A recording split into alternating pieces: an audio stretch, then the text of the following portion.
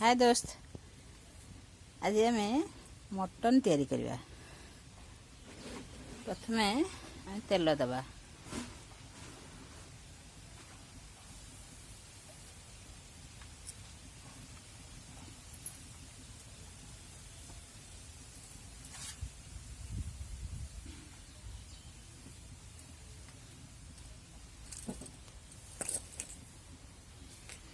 एबे तेल गरम हो गलानी, पियाज पकेबा।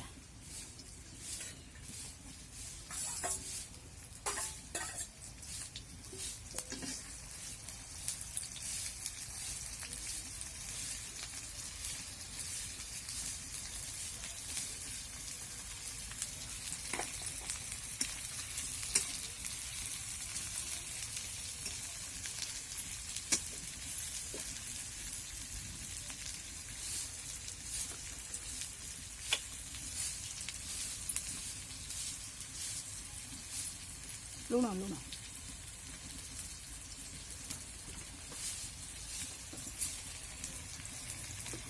पियाज सॉफ्ट होगापाई लुण टिके ऐड करवा।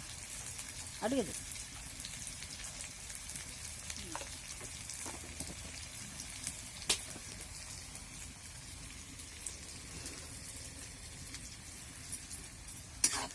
आज आम चुली रे करवा। आज गैस रे किसी करवानी। आज आम चुली रे कर खावा। चुली रे टेस्ट केमती जानिबा।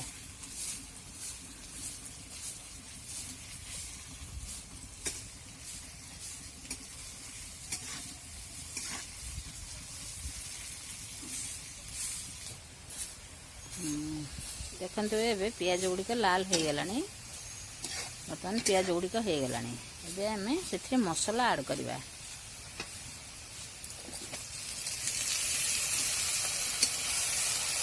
आग काल चुली सबकिछ होता।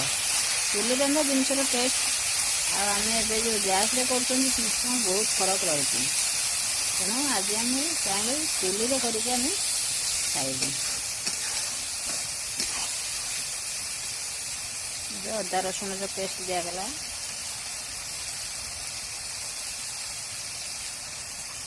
टे समय भाजिले किसी पानी से ऐड करिया।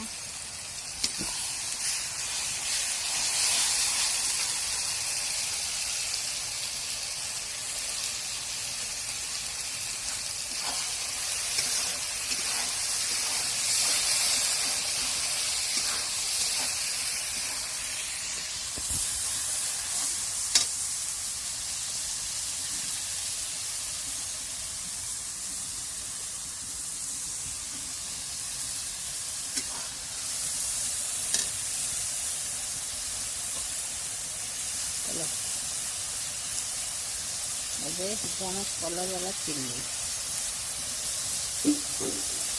चिल्ली पाउडर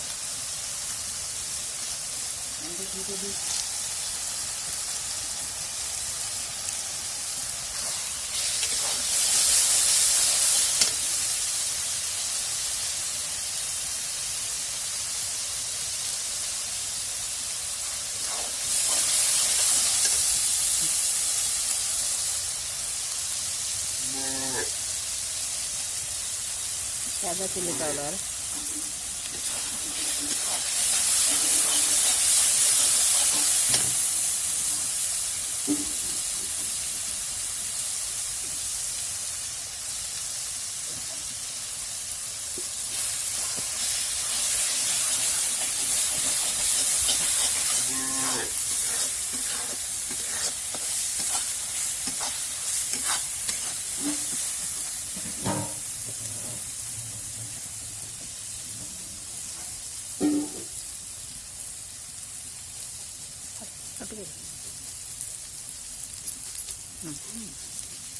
हलदी पाउडर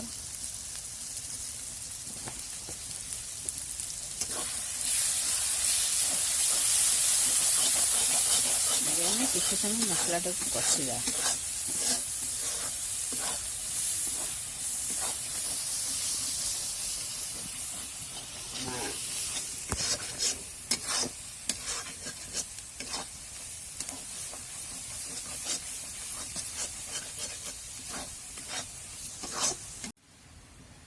ଏବେ ଆମର ମସଲାଟି ହୋଇଗଲାଣି। ଏବେ ଆମେ ସେଥିରେ ମାଂସ ଦେବା। ମଟନ୍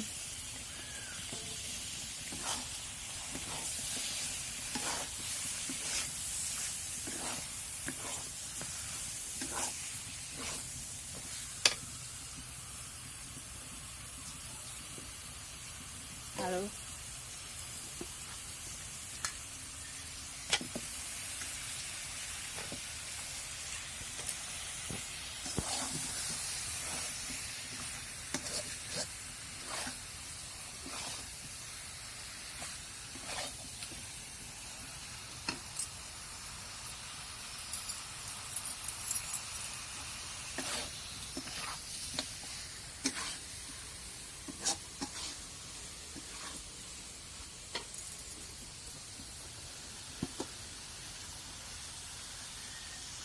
ଲୁଣ ହଳଦୀ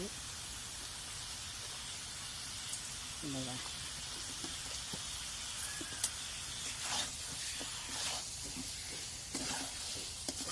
ଆଜି ଦେଖିବା ଚୁଲିର ଟେଷ୍ଟ କେତେ।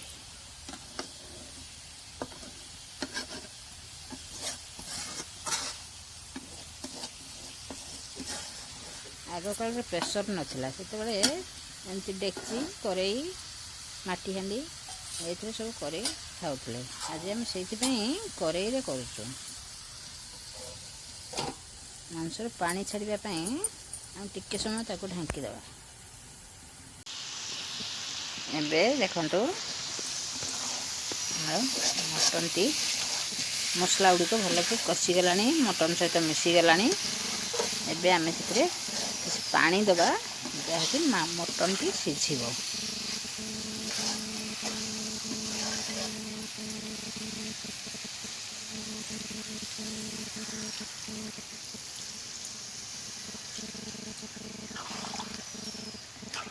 ବଢ଼ିଆ କଲର୍ ଆସିଛି, ଦେଖିବାକୁ ତ ଭଲ ଲାଗୁଛି। ଦେଖିବା ହେଇସାରିଲା ପରେ ତାର ଟେଷ୍ଟ କିପରି ଆସୁଛି। ଯାହା ହେଲେ ବି ଆମର ଚୁଲି ରନ୍ଧା ଆଉ ଗ୍ୟାସ୍ ରନ୍ଧା ଭିତରେ ଫରକ ନିଶ୍ଚିନ୍ତ ଆସିବ ଟେଷ୍ଟରେ।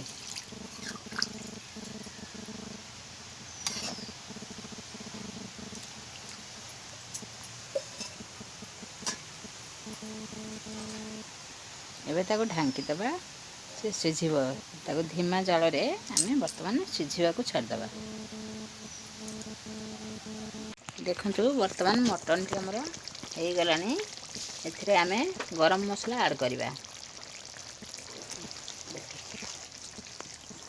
ଗରମ ମସଲା ତାକୁ ବର୍ତ୍ତମାନ ଆମେ ଗୁଣ୍ଡ କରିବା। ଆମର ଗୋଟା ଗରମ ମସଲା ପକାଯାଏ।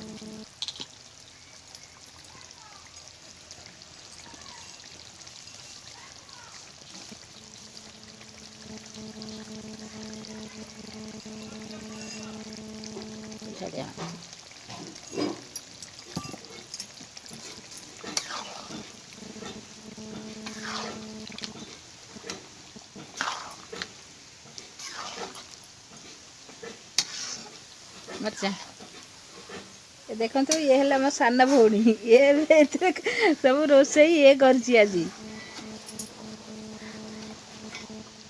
ଏବେ ମଟନ୍ଟି ହେଇଗଲା, ଆମେ ତାକୁ ଟେଷ୍ଟ କରି ଜାଣିବା କିପରି ହୋଇଛି। ଆପଣମାନେ ବି କରନ୍ତୁ, ଆପଣମାନଙ୍କ ପରିବାରକୁ ଖୁଆନ୍ତୁ ଆଉ ନିଜେ ଜାଣନ୍ତୁ।